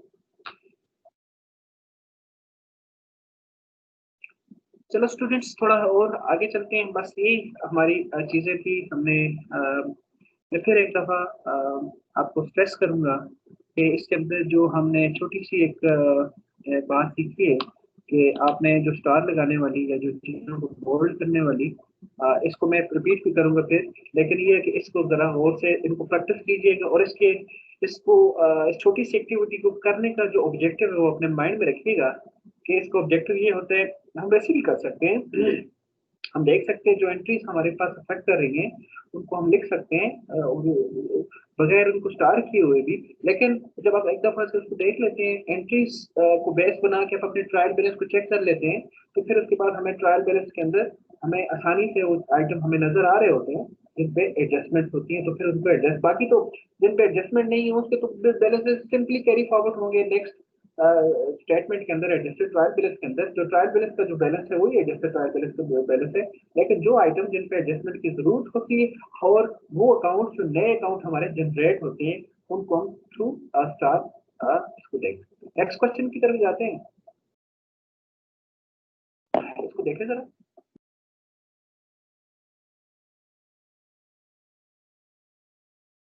अच्छा, the question is, an experienced bookkeeper has drawn up an incorrected and unadjusted trial balance। दो काम हमारे लिए उन्हें यहाँ पे रखे हैं। एक तो ट्रायल बैलेंस इनकरेक्ट है, मीन डेबिट की क्रेडिट और क्रेडिट की डेबिट चीजें लिखी हुई हैं, अगर एरर है you are required to correct the trial balance at past adjusted entry and then prepare the trial balance. बस ये क्वेश्चन है जी। अगर ये आप लोग मुझसे पहले करने की कोशिश करें, अगर ये आप पहले कर लेते इसका मतलब है यहाँ तक आपकी बात क्लियर है, फिर आपको प्रैक्टिस की भी इंशाल्लाह जरूरत नहीं होगी अगर ये क्वेश्चन कंप्लीट करें। एक क्वेश्चन के अंदर कुछ चीजें हैं जी, ये आपकी वर्कबुक के अंदर आ जाए तो ये देखें, सबसे पहले आपको ये ऑप्शन दे रहा है कि आपने इसको क्या करना है, करेक्टेड ट्रायल बैलेंस बनाना है। करेक्टेड ट्रायल बैलेंस का मतलब क्या है, आपने इसके बैलेंसेस को ठीक करना है। देखें जैसे रिटर्न आउटवर्ड है ना, तो जरा गौर से देखिए रिटर्न आउटवर्ड क्या होता है, परचेज रिटर्न को हम रिटर्न आउटवर्ड बोलते हैं ना। दो आउटवर्ड जो है ना, दो दो दो रिटर्न इनवर्ड और रिटर्न आउटवर्ड ना। एक रिटर्न इनवर्ड होता है आपके पास जिसे हम नॉर्मली सेल्स रिटर्न बोलते हैं, जो हमेशा डेबिट होता है, रिटर्न इनवर्ड की बात कर रहा हूँ। और रिटर्न आउटवर्ड आपका परचेज रिटर्न है, हमेशा क्रेडिट होगा। क्यों? इसलिए कि परचेज एक्सपेंस है, ये एक्सपेंस का काउंटर अकाउंट है, तो हमेशा क्रेडिट, परचेज डेबिट ही है। इसी तरह फर्नीचर का अकाउंट, ठीक है देखें ये अकाउंट वगैरह लिखा हुआ है इसमें, अकाउंट पेएबल क्रेडिट होना चाहिए। चलो मैं भी साथ करता हूँ, आप भी इसको करें। मैं इसको कैसे करता हूँ, मैं इसको ऐसे करता हूँ कि यहाँ पे पहले जो आपके पास सोल्यूशन है इसमें सी अकाउंट उठा के कॉपी कर लेता हूँ और इसके जो जो अकाउंट ठीक करने में यहाँ पे ठीक कर लेता हूँ। आपने इसको यहाँ पे सेट करना है। यहाँ पे आपको टाइटल्स तो दिए हैं अकाउंट के, लेकिन वैल्यूज नहीं दी, उसको साथ साथ लिखते दिए। फिर मैं आ गया हूँ, मैंने सबसे पहले तो मैं इसको इसका टाइटल ठीक करता हूँ, अनएडजस्टेड नहीं है, इनकरेक्टेड नहीं है, सिर्फ और सिर्फ ट्रायल बैलेंस है। अच्छा, बहुत दफा आप देखेंगे कि ट्रायल बैलेंस को ये लिखा होगा अनएडजस्टेड ट्रायल बैलेंस। आप परेशान नहीं होना है आप लोगों ने कि ये क्या है, हमें तो एडजस्टेड ट्रायल बैलेंस सीखा था, हमने ट्रायल बैलेंस सीखा, हमने पोस्ट क्लोजिंग ट्रायल बैलेंस सीखा है। ये अनएडजस्टेड ट्रायल बैलेंस क्या होता है? Unadjusted trial balance is a trial balance, simple trial balance is called unadjusted trial balance, क्योंकि अभी तक उसमें एडजस्टमेंट नहीं हुई होगी। अगर सिंपल ट्रायल बैलेंस लिखा हुआ है फिर भी ट्रायल बैलेंस है, और अनएडजस्टेड ट्रायल बैलेंस भी ट्रायल बैलेंस ही है। चलता हूँ रिटर्न आउटवर्ड, हमारे पास return outward contra expense account credit, furniture account debit, salaries account debit, account payable is a liability account, यहाँ पे आएगा bank account not mentioned by default, asset account, carriage inward, मैंने आपको बताया था ना, रिटर्न इनवर्ड रिटर्न आउटवर्ड के अलावा except return inward return outward, किसी अकाउंट के साथ इनवर्ड लगे या आउटवर्ड लगे वो आपका एक्सपेंस अकाउंट है। मैं रिपीट करता हूँ, माइंड में रखिएगा, रिटर्न इनवर्ड जो बेसिकली हमारी शेयर रिटर्न होता है, और रिटर्न आउटवर्ड जो हमारा परचेज रिटर्न होता है, बहुत कांट्रा अकाउंट है, उनके अलावा एक्सेप्ट दीज टू अकाउंट, किसी भी अकाउंट के साथ लिखा हो inward outward, for example carriage inward, transportation outward, wages inward, what ever, वो सारे एक्सपेंस है। ये दो अकाउंट रिटर्न इनवर्ड और रिटर्न आउटवर्ड, ये कांट्रा अकाउंट्स हैं, इनको हम देखेंगे किस कांट्रा अकाउंट है। और इसमें भी देख लो, रिटर्न आउटवर्ड हमेशा क्रेडिट, रिटर्न आउटवर्ड हमेशा डेबिट, और इसके अलावा जितने भी अकाउंट इनवर्ड आउटवर्ड लिखे जाते हैं वो सारे एक्सपेंस हैं, लिहाजा ये कैरेज इनवर्ड एक्सपेंस है, डेबिट ठीक है। रेंट रिसीव्ड, रेंट रिसीव्ड क्या होता है? रिसीव्ड का वर्ड है। देखो, रेंट के साथ रिसीवेबल भी लिखा जा सकता है, लेकिन रिसीवेबल किसी के साथ आता है वो उसको एसेट बनाता है, रिसीव्ड जिसके साथ आता है उसको रेवेन्यू बनाता है, और पेड जिसके पास साथ आता है उसको एक्सपेंस बनाया जाता है। डिस्काउंट अलाउड, कंफर्म अलाउड का वर्ड एक्सपेंस के लिए, परचेज अकाउंट एक्सपेंस होता है, बिल पेएबल, पेएबल जी लायबिलिटी का। उसके बाद अकाउंट रिसीवेबल, सारे रिसीवेबल एसेट अकाउंट होते हैं, debit balance. Carriage outward, carriage outward है, हमने सीख लिया, return outward, return inward, return outward के अलावा जितने भी है सारे एक्सपेंस है, तो ये एक्सपेंस है। Owners equity, owner equity capital account credit होता है, machinery account asset account debit, return inward, yes return inward से रिटर्न डेबिट, रिटर्न इनवर्ड हमेशा डेबिट, रिटर्न आउटवर्ड हमेशा क्रेडिट, इसलिए कि return inward is the sale return account which is a counter to sale account, sale revenue हमेशा credit, sale return हमेशा debit. यहाँ तक return inward. Discount received, received is the revenue, ठीक report किया हुआ है, insurance expense account debit, sales credit, last account building. Check करो, मैं भी आपके साथ चेक करता हूँ, पहले क्रेडिट साइड चेक करते हैं। 50,000, 28,000, 50,000, 20,000, 55,200, 4,000, 150।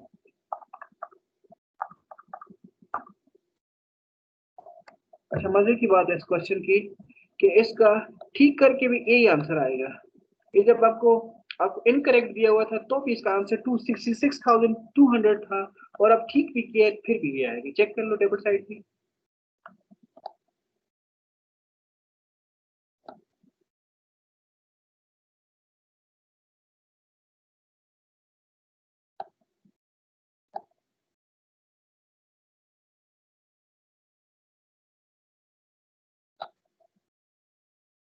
मैं डेबिट साइड चेक कर रहा हूँ 34,200 प्लस 12,000 45,000 6,000 2,000 100,000 15,000 5,000 18,000 2,000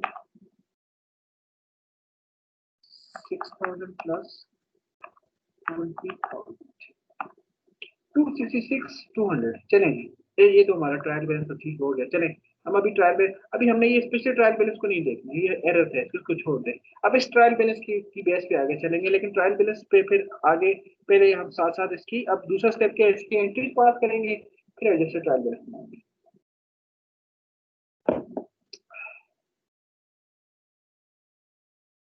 चले entry number 1, rent received. Rent received, अब अगर रेंट रिसीव्ड है तो यार जाके देखो कौन सा अकाउंट था, रेंट रिसीव्ड, ये वाला अकाउंट कहाँ पे गया, ये मिल गया हमें 7 नंबर अकाउंट की कोई बात की जा रही है। रेंट रिसीव्ड इसमें नहीं देखते, इसमें तो एरर है। हम अपने ट्रायल बैलेंस के अंदर देखते हैं, जो भी हमने बनाया है वो ठीक उसमें शो कर रहा होगा। रेंट रिसीव्ड अकाउंट नंबर 7 पे हमारे पास 3,000 का क्रेडिट बैलेंस है। हमें पता है रेंट रिसीव्ड हमारा रेवेन्यू होता है। अच्छा था जी, रेवेन्यू क्या हुआ है रेवेन्यू को, rent received include deposit of ₹1,000 refundable to the shopkeeper when premises are vacated. जैसे एक नहीं होता है बिल्कुल, मैं अगर आपको बिल्कुल एक गली वाले की एग्जांपल दूं तो उसमें ये होता है कि हम कभी भी कोई बिल्डिंग या कोई भी जगह किराए पे लेते हैं तो उसमें जो हमें मालिक मकान को जो चीजें देते हैं उसमें एक सिक्योरिटी होती है और एक रेंट होता है। सिक्योरिटी तो रिफंडेबल है, सिक्योरिटी को जरा गौर से देखो, जो सिक्योरिटी है वो आपके पॉइंट ऑफ व्यू से, अगर आप स्टूडेंट, अगर आप किसी बंदे से कोई रेंट पे बिल्डिंग ले रहे हैं तो जो उसके पास आपने सिक्योरिटी दी है, security is your asset account और सिक्योरिटी उसका लाइबिलिटी अकाउंट है जो भी लैंड ओनर है। लेकिन जो आपका उसका दूसरा पार्ट है वो आपका एक्सपेंस अकाउंट है जो आप रेंट दे रहे हैं, और उसका रेंट उसका रेवेन्यू अकाउंट है जो भी लैंड ओनर है। सिंपल कि जी आपने जो 3,000 पेमेंट की थी इसमें उसमें से 1,000 तो सिक्योरिटी है, तो 3,000 की 3,000 इसका रेवेन्यू नहीं है। इसने जो 3,000 रिसीव किए ये बेसिकली लैंड ओनर है एक तरह से, इसने बिल्डिंग दी है तो इसने 3,000 रिसीव किए तो उसमें से 2,000 जो इसका रेंट है, लेकिन 1,000 सिक्योरिटी है। अगर 1,000 सिक्योरिटी है तो वो उसका रेवेन्यू नहीं है, अगर रेवेन्यू है तो क्या है फिर वो उसकी लाइबिलिटी है। लेकिन इसने मेंशन भी कर दिया क्रेडिट रेंट अनअर्न्ड रेंट, हम क्रेडिट करेंगे अनअर्न्ड रेंट को, तो डेबिट कैसे करेंगे, डेबिट इसको करेंगे रेंट रिसीव्ड को। क्यों रेंट रिसीव को डेबिट करेंगे कि ये जो रेंट रिसीव्ड अकाउंट हमारे पास है 7 नंबर के ऊपर, ये 3,000 की वैल्यू सारी की सारी रेवेन्यू नहीं है हमारे लिए। हमने 3,000 रिसीव किए, अपनी दुकान किराए पे दी है, लेकिन उसके अगेंस्ट 2,000 रुपए उसमें हमारा 2,000 रुपीज जो है वो हमारा रेंट है, हमें मिला है, हमारा रेवेन्यू है, लेकिन 1,000 तो सिक्योरिटी है। कल जब ये बंदा दुकान खाली करेगा तो हमें वापस करनी पड़ेगी, अगर वापस करनी पड़ेगी तो हमारे पॉइंट ऑफ व्यू से वो लाइबिलिटी है। लिहाजा this is a conversion of liability and revenue और लाइबिलिटी का आपस में कन्वर्जन है। और आपको पता है ना this is the right hand side account, तो इसके लिए एंट्री पास करेंगे हम सिंपल रेंट रिसीव, इसको डेबिट करेंगे चूंकि ये 3,000 नहीं है, कम है 1,000, तो डेबिट लगाने से इसमें वैल्यू कमी की तरफ जाएगी। और क्रेडिट किससे करेंगे, अनअर्न्ड रेंट को, जो मेंशन भी किया हुआ था यहाँ पे कि credit is unearned rent, debit rent receive और क्रेडिट अनअर्न्ड रेंट। पास करो अपने सामने, अपनी वर्कबुक के अंदर पास करें इनकी, rent received 1,000 to unearned rent 1,000।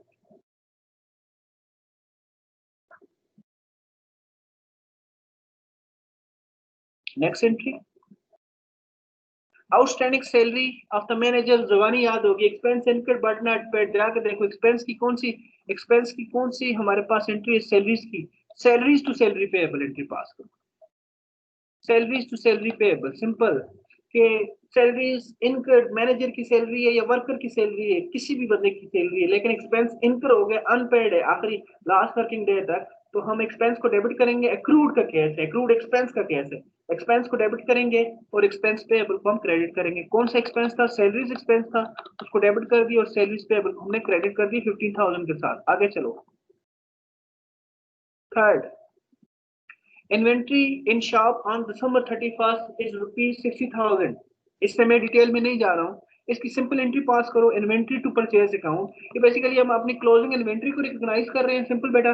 और इसको किसके अगेंस्ट हम रिकॉग्नाइज कर रहे हैं? अपने एक्सपेंस के, अपने परचेज के अगेंस्ट कर रहे हैं। तो उसकी भी पैट एंट्री है, इन्वेंट्री क्लोजिंग स्टॉक की एंट्री है, ये basically inventory to purchases account 60,000, inventory to purchases account 60,000 पैट एंट्री है। कभी भी क्लोजिंग स्टॉक को आप रिकॉग्नाइज करेंगे तो उसको अगेंस्ट आपने परचेज अकाउंट रिकॉग्नाइज करेंगे। आगे चलो। Insurance expense for the period July 1 2015 to June 30 2060 mean कि आपका जो इंश्योरेंस एक्सपेंस था वो 1 जुलाई को आपने अदा किया है इस साल में। देखें हमारे पास लास्ट डे कौन से? December 15 है। हम आज December 15 में खड़े हैं, तो आज से 6 महीने पहले जुलाई, अगस्त, सितंबर, अक्टूबर, नवंबर और दिसंबर 6 मंथ पहले आपने इंश्योरेंस अदा किया था और अगले 6 मंथ भी आप इस्तेमाल करेंगे। इसका मतलब ये कि half of insurance has been expired and half of insurance remain unexpired.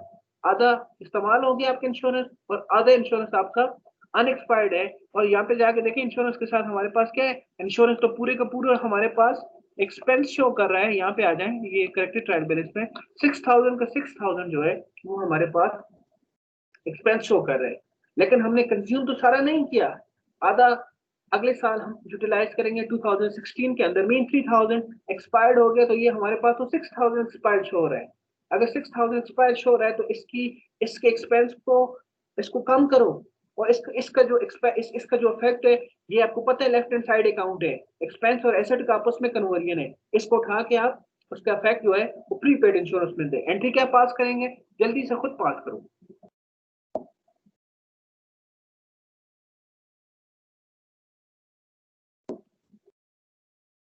Prepaid insurance to insurance expense account. Prepaid insurance to insurance expense account with a value of ₹3,000. जल्दी कंप्लीट करें इनकी, शाबाश जल्दी कंप्लीट करें।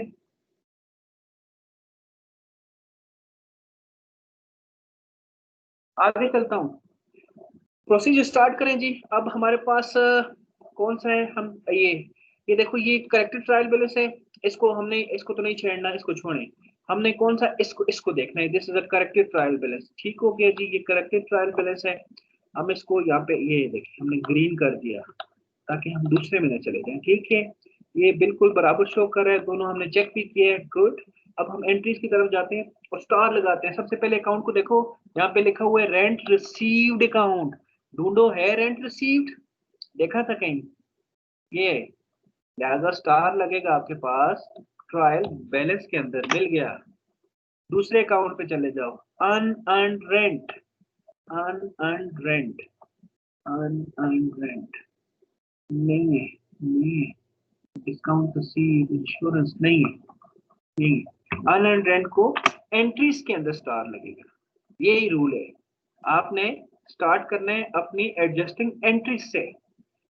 एडजस्टिंग एंट्रीज का entry number 1 का aspect number 1 जो debit aspect है उसको देखना है और उसको लोकेट करना है अपने ट्रायल बैलेंस के अंदर। अगर वो सेम अमाउंट आपको ट्रायल बैलेंस के अंदर मिल जाती है, same amount mean same account, तो आपने उस अकाउंट को अपनी ट्रायल बैलेंस के अंदर स्टार कर देना है, निशान लगा देना है। मैं यहाँ पे बोल्ड कर रहा हूँ। और अगर वहां पे आपको अकाउंट नहीं मिलता, पहले केस के अंदर हमें रेंट रिसीव्ड अकाउंट यहाँ पे मिल गया था तो हमने यहाँ पे स्टार कर दिया। दूसरे अकाउंट में हम आए, हमने देखा अनअर्न्ड रेंट अकाउंट है, इसको जाके हमने जब अपने ट्रायल बैलेंस के अंदर ढूंढा तो हमें नहीं मिला। अगर नहीं मिले तो फिर तो हम निशान नहीं लगा सकते हैं। फिर कहाँ पे निशान लगाएंगे? हमने उसको एंट्री के अंदर निशान लगाएंगे। बस हर अकाउंट को एक निशान लगेगा। या तो अगर वो आपको ट्रायल बैलेंस में मिल जाएगा तो ट्रायल बैलेंस में उसके सामने निशान लगा दो। अगर ट्रायल बैलेंस में वो नहीं मिलता है तो उसको फिर एंट्री के अंदर निशान लगा दो। लेकिन हर अकाउंट को आपने देखना है, या उसका उधर लगाना है या उसी के साथ निशान। एक स्टार हर अकाउंट के लिए आएगा जो हमारी एंट्री के अंदर जो अकाउंट है, मैं उनकी बात कर रहा हूँ। आगे चलो, सैलरीज,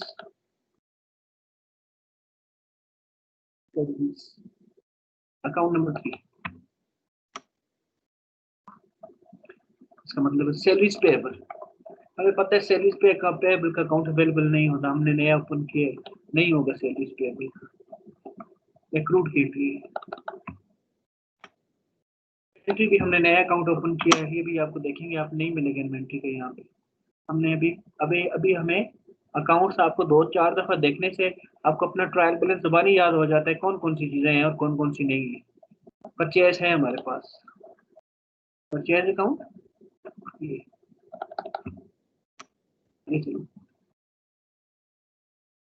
प्रीपेड इंश्योरेंस नहीं है, इसलिए कि प्रीपेड इंश्योरेंस अकाउंट हमने ओपन किए, प्रीपेड देखो नहीं है यहाँ पे, नहीं है। और इंश्योरेंस अकाउंट आपका यहाँ पे मौजूद आखिरी अकाउंट में पहले सीजन पे स्टार्ट देखो, मैं इसकी तरफ इंश्योरेंस एक्सपेंस अकाउंट यहाँ पे मैं गया हूँ, यहाँ पे ढूंढा है, ये मिल गया, डन हो गया, बहुत आसानी होगी, सबसे सबसे आसानी पैदा होगी, इतना काम करने से हमें बहुत आसानी पैदा होगी। लिहाजा हम जाते हैं, ये देखो ये 2 अकाउंट है, पहले 1-2 अकाउंट बिल्कुल नो बता रहे हैं आपको, ट्रायल बैलेंस सामने नजर आ रहा है कि इसको नो एडजस्टमेंट नहीं है, एडजस्टमेंट है भी ठीक लिखे हुए हैं, रिटर्न आउटवर्ड है एज इट इज, उठाया कॉपी किया, आप उसी तरह से उठा के उसको यहाँ पे लिख दिए।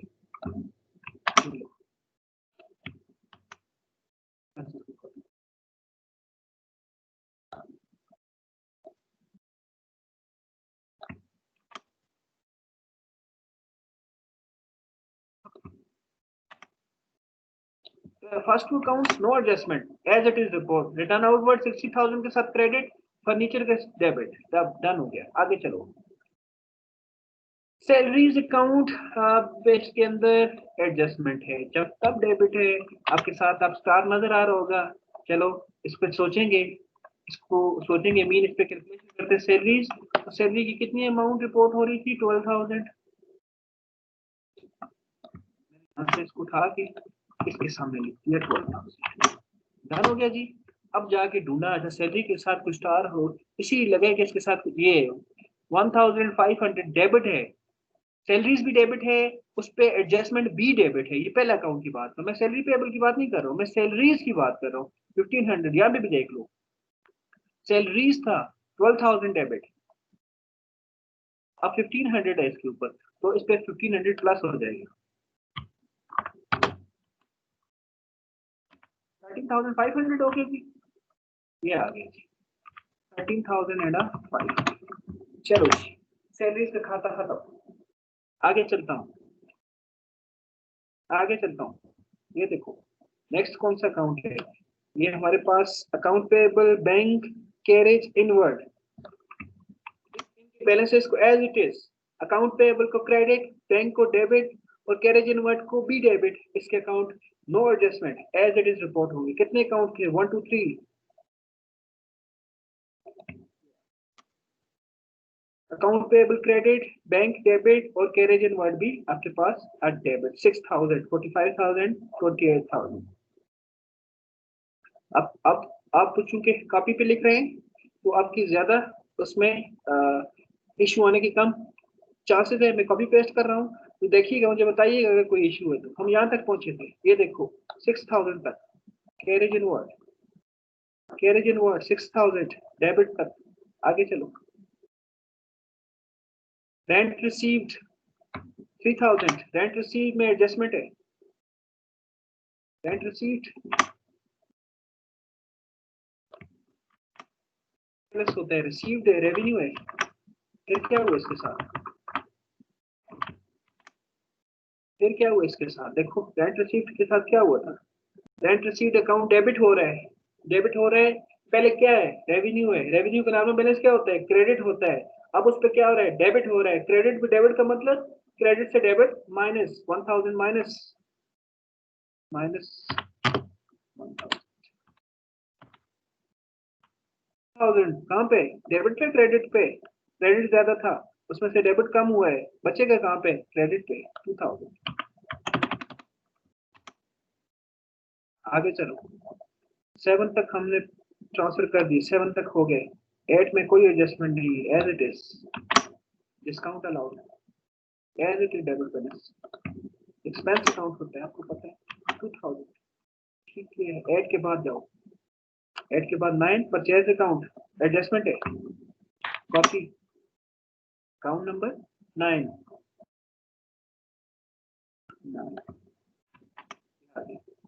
परचेज डेबिट बैलेंस होता है। एक्सपेंस अकाउंट है, एक्सपेंस अकाउंट के साथ क्या हुआ है, एक्सपेंस अकाउंट के साथ क्रेडिट हुआ है, 60,000 से क्रेडिट हुआ है, मीन 60,000 परचेज जो है वो हमारा क्रेडिट हुआ है, माइनस हुआ है उसमें, इसलिए कि परचेज पे डेबिट बैलेंस होता है। परचेज नॉर्मली भी आपका डेबिट अकाउंट होता है, अगर उसको क्रेडिट लगा है तो इससे मतलब ये है कि इसमें से माइनस हो रहा है 60,000, माइनस करो बेटा।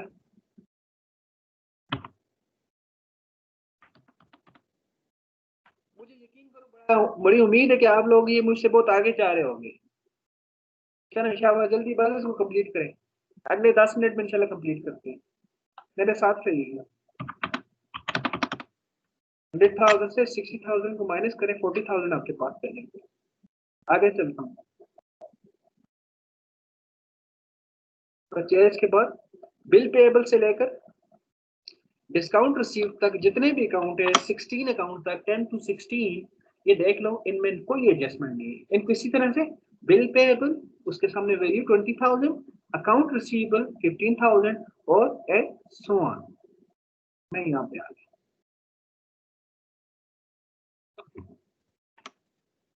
Bill payable, account receivable, account number 16 तक डिस्काउंट रिसीव्ड 4,000 तक हम लेके आ गए। साथ साथ चेक करो, मुझे बताना है कोई एरर ना हो। डिस्काउंट रिसीव 4,000 तक हम यहाँ पे आ गए, बस हमारा क्वेश्चन कंप्लीट होने वाला है। इसके बाद account number 17 is insurance expense account, debit balance का 6,000 के साथ एडजस्टमेंट भी है इसके ऊपर। ओके, मसला नहीं है,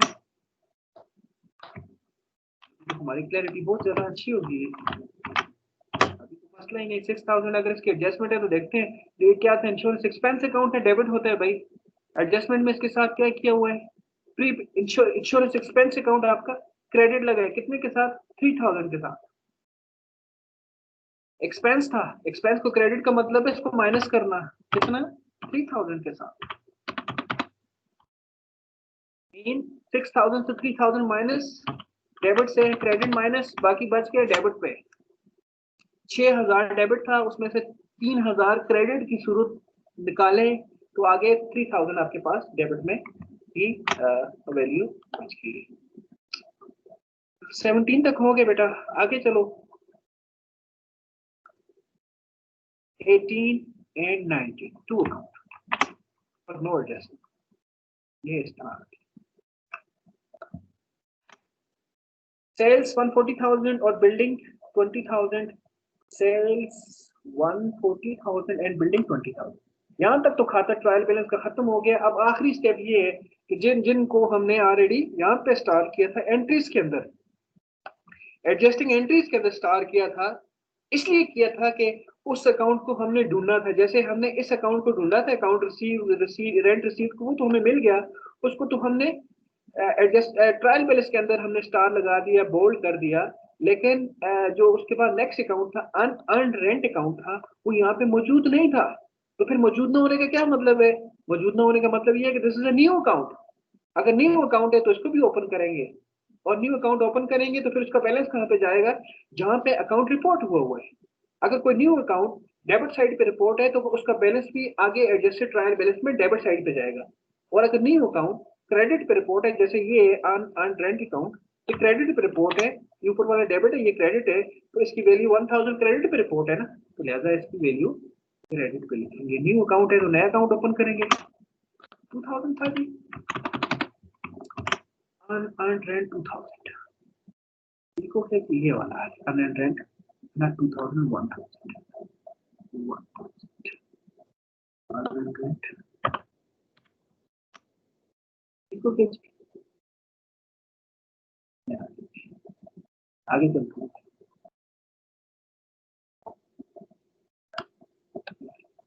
ये आगे हमारा ट्रांसफर हो गया।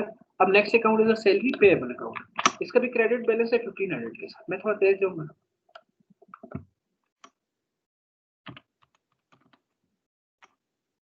नेक्स्ट अकाउंट सैलरी पेबल हो गया। Next account inventory account.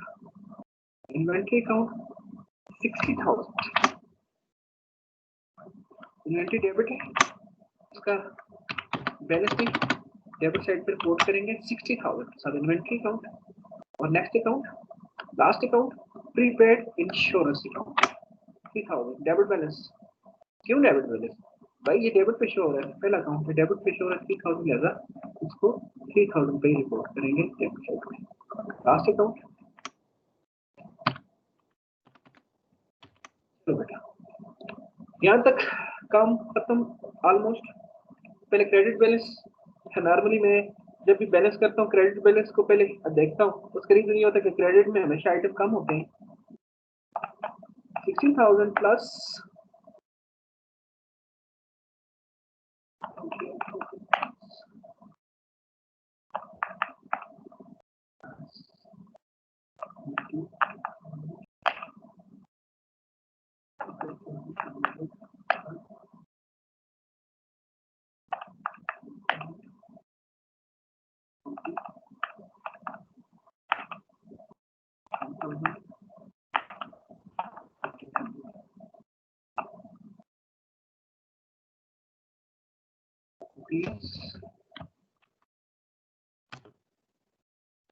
7,000 and 700 credit हो गया, डेबिट को देखिए 34,200 प्लस 3,500 plus 45,000 6,000 2,000 50,000 15,000 5,000 15,000 2,000 6,000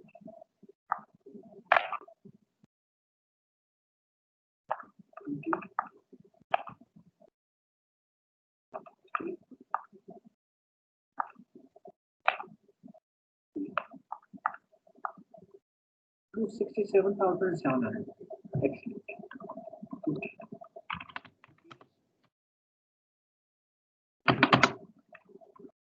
तो दोस्तों यहाँ तक हमारा आज का केस था जिसमें हमने एडजस्टेड ट्रायल बैलेंस को हमने देखा और एडजस्टेड ट्रायल बैलेंस को।